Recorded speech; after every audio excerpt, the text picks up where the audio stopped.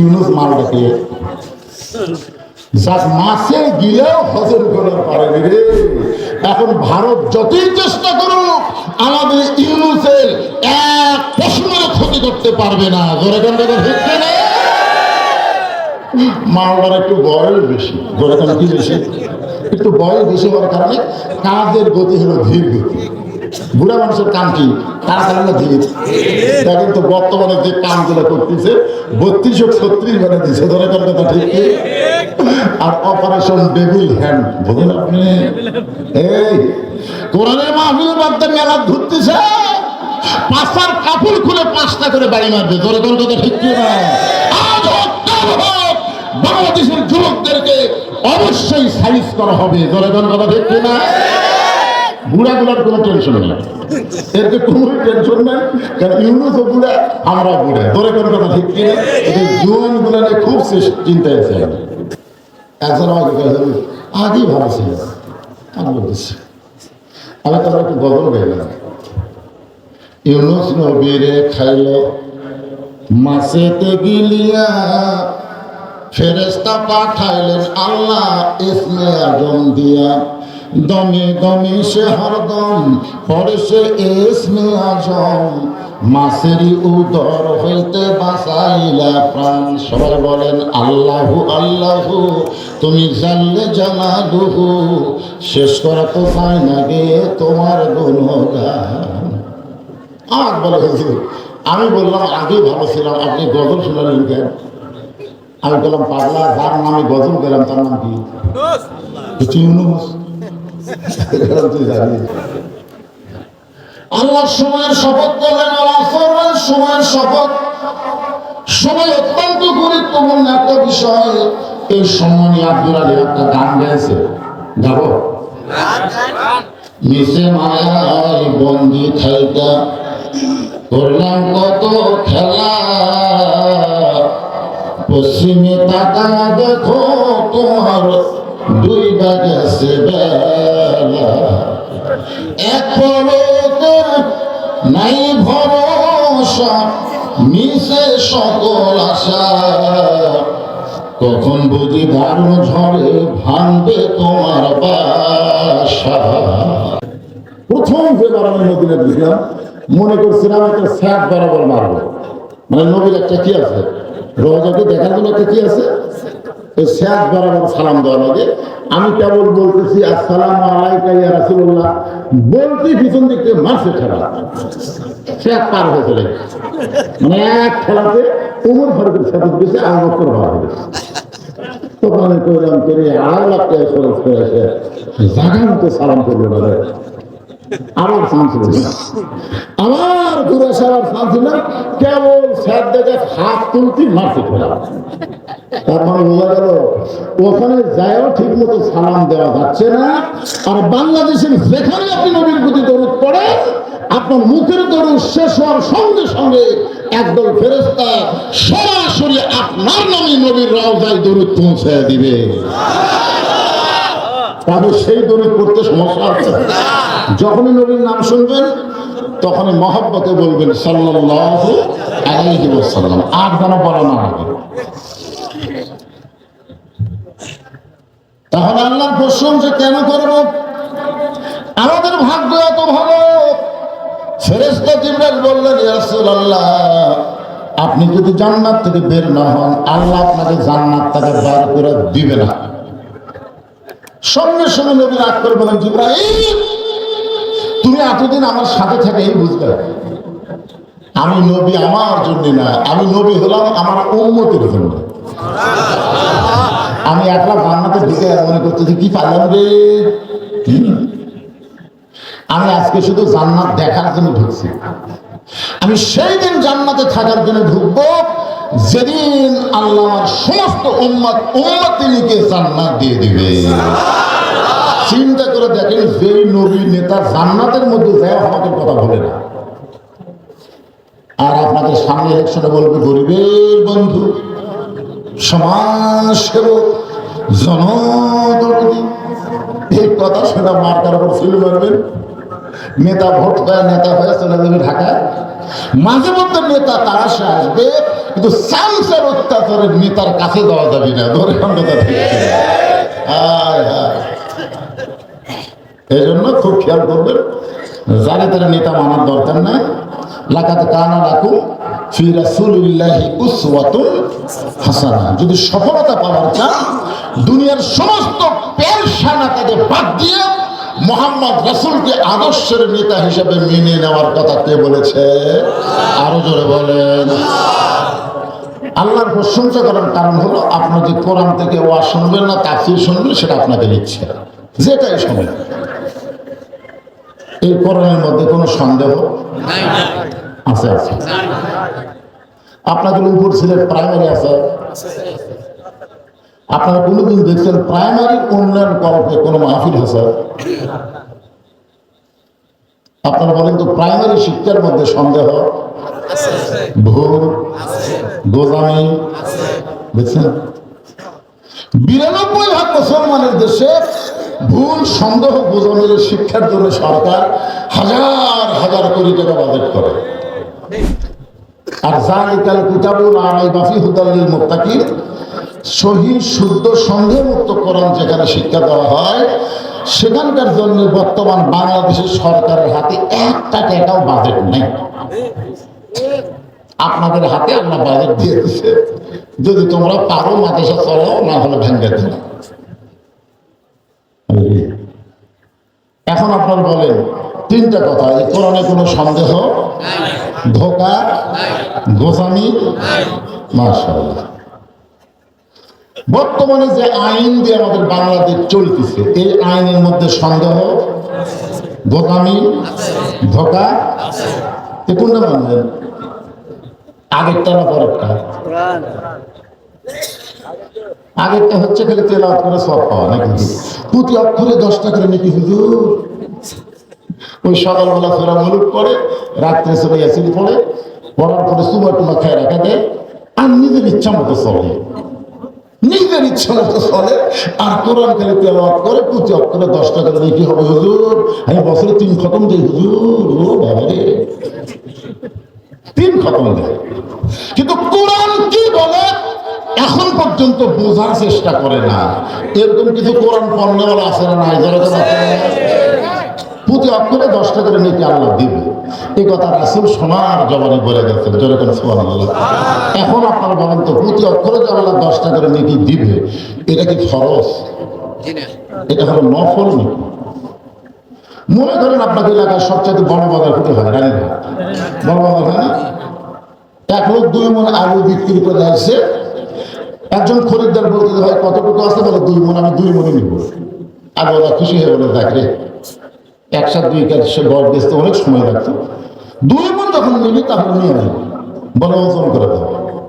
আর ওরা বলতেছেন বাড়ি গেলে ভাই ওজন লাগবে না, তাই না? ওজন করে দেবো। ওজন করা হচ্ছে 2 মণ 2 সের। খরিদ্দার বলতেছে আপনি করেন 2 মণ, 2 সের দিয়ে বেশি হলো। আর ওরা বলতেছে 2 সেরের দাম দেওয়া লাগবে না, এটা তোমার ফ্রি দিয়ে দিলেন। তখন ওই ভাড়ার গামছাত করে 2 সের আলু তুলে বলতেছে ভাই 2 সের আলু দিয়ে আমার 7 টাকা। আমি 2 সের নিয়ে গেলাম। আপনারা বলেন তো, আলুওয়ালা 2 সের দিবি? এই 2 মণ নিলে 2 সের পাবে। কোরআন অনুযায়ী চলা হলো 2 মণ, আর কোরআন পড়া হলো 2 সের। বাংলাদেশের মুসলমান কোরআন পড়ে সব নেবে, কিন্তু কোরআন মানতে চাবে না। ধরে গান কথা ঠিক।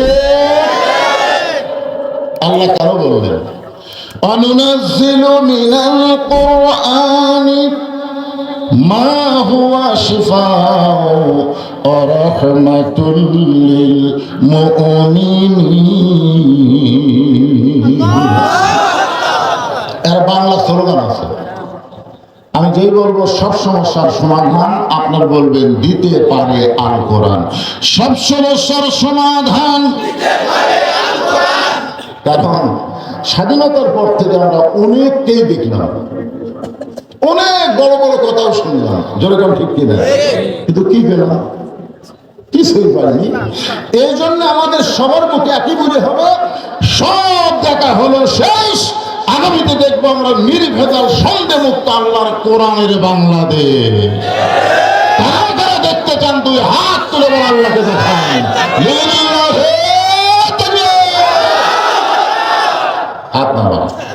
আলহামদুলিল্লাহ।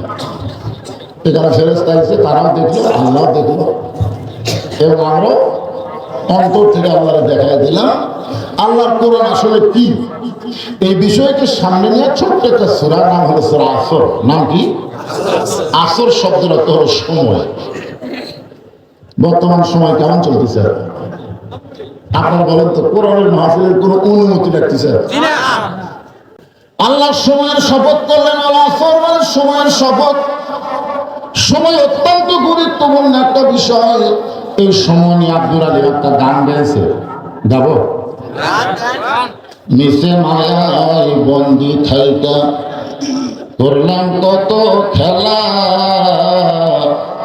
পশ্চিমে তাকা দেখো তোমার ডুইবা গেছে বেলা, এক পলকের নাই ভরসা, মিশে সকল আশা, কখন বুঝি দারুণ ঝড়ে ভাঙবে তোমার বাসা।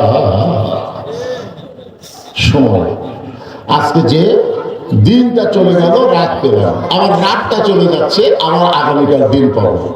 আমাদের হায়াত থেকে এই সময়গুলো কিন্তু ফুরে যাচ্ছে। কি মনে করতেছেন? পাবে না? যে মাগরিবের নামাজ, এশার নামাজ আমাদের কাছ থেকে বিদায় নিল, যারা ইচ্ছা করে নামাজ না পড়ে আবার শুনতেছে, আপনি শত চেষ্টা করেন, ওই নামাজকে আপনি ফেরত পাবেন? তাহলে কি করবেন? এই সময়, শপথের সময় আপনাদেরকে শপথ নেওয়া লাগবে, জীবন থাকা অবস্থায় আর একটা ওয়াক্ত নামাজ বাদ দেবে না। ফজর থেকে আমরা সবাই নামাজ পড়ব ইনশাআল্লাহ। তাহলে নিয়ত করার সাথে সাথে আজকের সময় আপনার পক্ষে চলে যাবে। আল্লাহ বলে যত নামাজ না পড়ার পাপ আছে, এই নিয়ত করার সাথে সাথে আমি আল্লাহ সব মাফ করে দিলাম। এখন আপনাদের মধ্যে কারা কারা ফজর এসে পড়েননি? কাম সাথে না, আমি বলবো না, হাত চলে। বক্তা ওয়াজ করছে, টুপির উপর পাগড়ি করে নামাজ পড়লে আল্লাহ 70 গুণ সওয়াব দেয়। কত গুণ? 70 গুণ। সেদিন থেকে বেচারা পাগড়ি করে নামাজ পড়ে। কিন্তু একদিন মসজিদে গিয়ে হঠাৎ খেয়াল হয়েছে পাগড়ি আনে না। এখন এত দূরে বাড়ি পাগড়ি আনতে যাবো? মন বলতেছে জামাতে নামাজ পড়লে 27 গুণ, আর পাগড়ি মাথা দিয়ে নামাজ পড়লে 70 গুণ। জামাত বাদ দে, ইচ্ছা করে জামাত বাদ দিচ্ছে, কেন? 27 গুণ জামাত বাদ দিয়ে সবাই যখন চলে গেছে নামাজ পড়ে, ও তখন মসজিদের মধ্যে ঢুকে এক টানে লুঙ্গি খুলে ওই লুঙ্গি আড়াআড়ি ভাব দিয়ে মাথার পাগড়ি বাঁধছে, বান্দার উপর থেকে সেরে গেছে। এমন সময় মুসলিম ঢুকে থাকতে ম্যানটা বাবার দরবারেতে কেউ ফিরে না খালি হাতে। কেল্লা বাবা, ন্যাংটা বাবা, সাধু বাবা, খালি বাবা, গজর তাহিরিটা চাতরে না জোরে পাশায় মারছে খাবার। লাভ দুটো বলতে যেমন মানলে কেন ভাই? বলে মারার কারণ হলো তো লুঙ্গি। বলে তোমার চোখ নাই লুঙ্গি আমার মাথা, তো পরের লুঙ্গি মাথার কেন? বলে সবের আসে ভাই, সবের আসে। পাগড়ি পরে যেন নামাজ পড়লে খুশি হয়ে তাদের 70 গুণ সওয়াব দেয়। লোকটা কান্দার বলে পাগল, লুঙ্গি পরা হলো ফরজ আর পাগড়ি পরা হলো সুন্নাত।